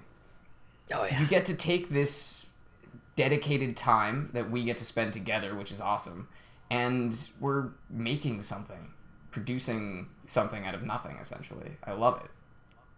Yeah, we used to we didn't hang out too often, unless you were... pretty much the only time we hung out was when you were back in town, and then we would go and hang out for a night, and then have dinner with Mom. But that was about as much as we ever spent time together. And then with the show, we started doing the show over Skype, and then when you were in town, we did it in the same room, which was huge, because beginning the show over the internet was difficult to start, because we had never done it together in the same room, and it was difficult to get a read on each other, and we had a big connection gap and all that kind of stuff. And so now we actually spend time together because we have a set goal and purpose, because otherwise we don't really hang out on Skype too often unless we're doing something like this. And this way, I love that. This way we have the time. That's the big thing, is just a chunk of time where you can sit down and chat is hard to find, especially with school. Mm-hmm. So it was something I wasn't super excited for at the beginning, but once we got into it, for anyone out there who's thinking of, I mean, even if you don't have the skills yet, anyone who's thinking of creating a YouTube channel or a podcast or an animated series or anything like that, do it in your spare time. Even if nothing ever comes of it, you'll like it. Your friends will like it. Well, I hope they do.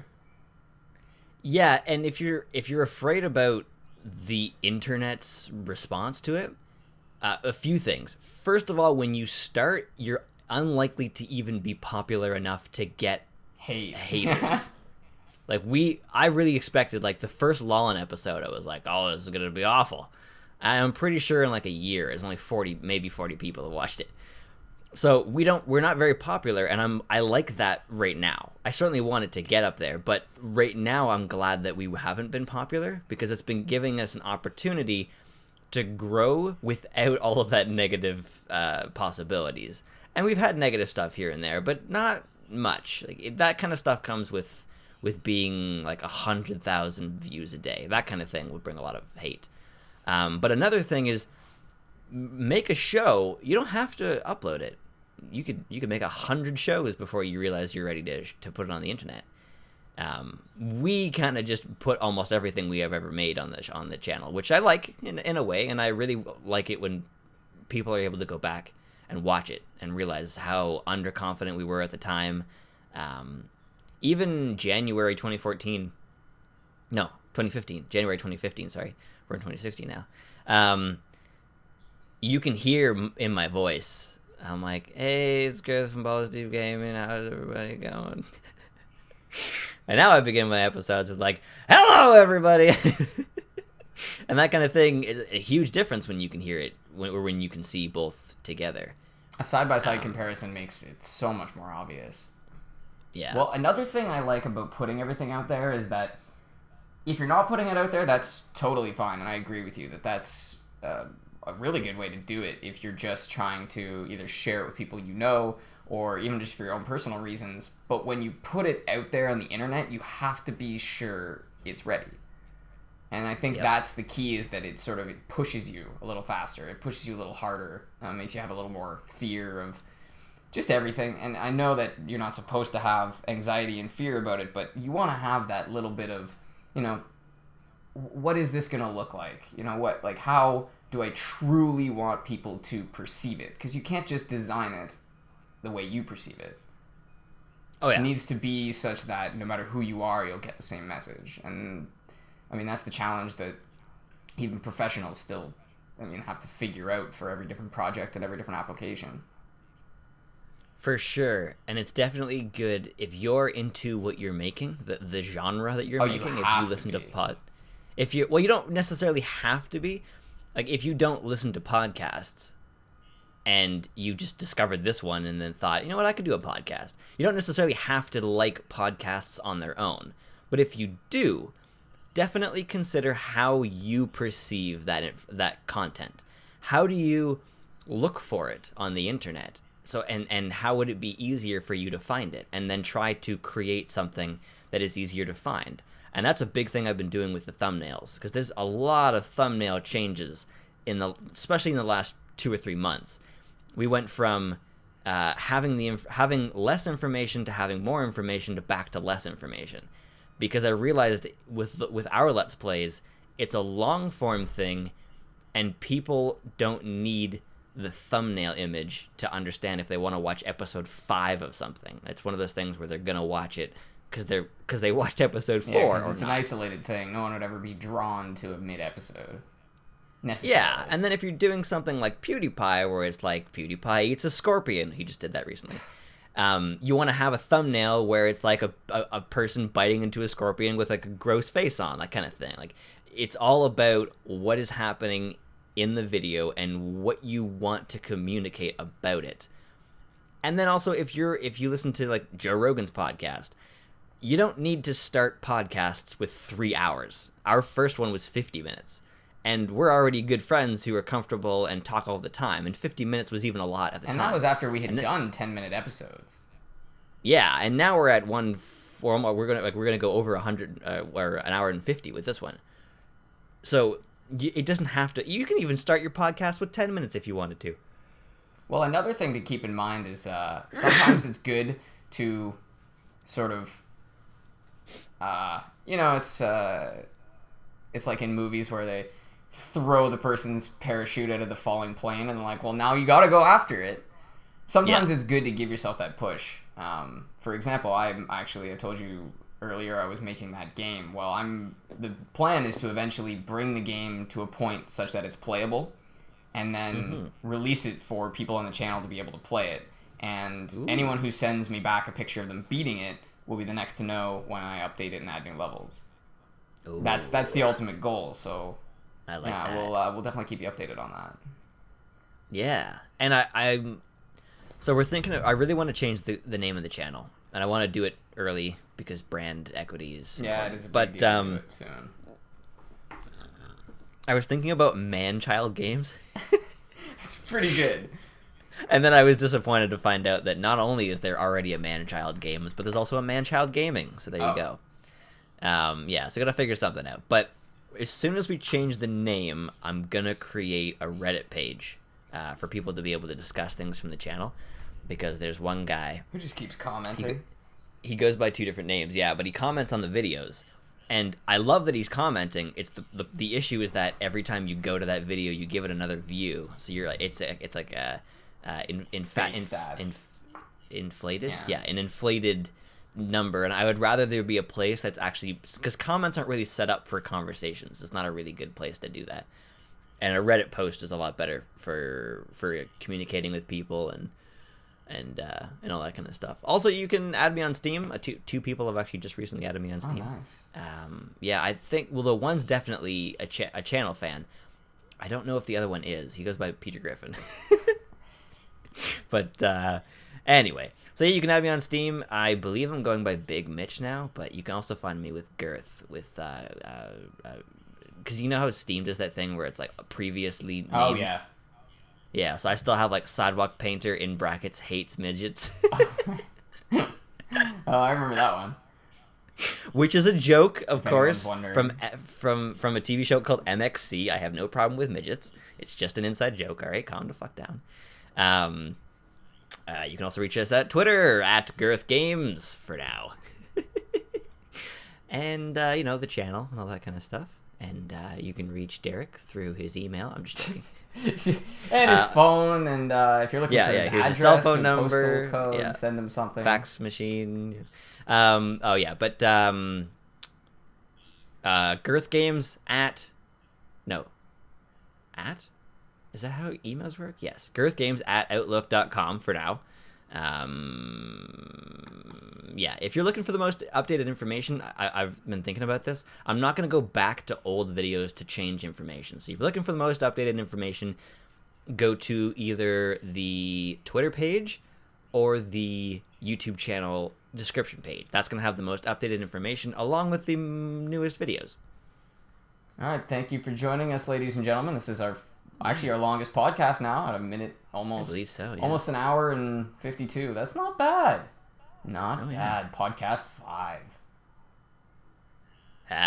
No, I'm not, that's not our sign off. Thank you for joining us.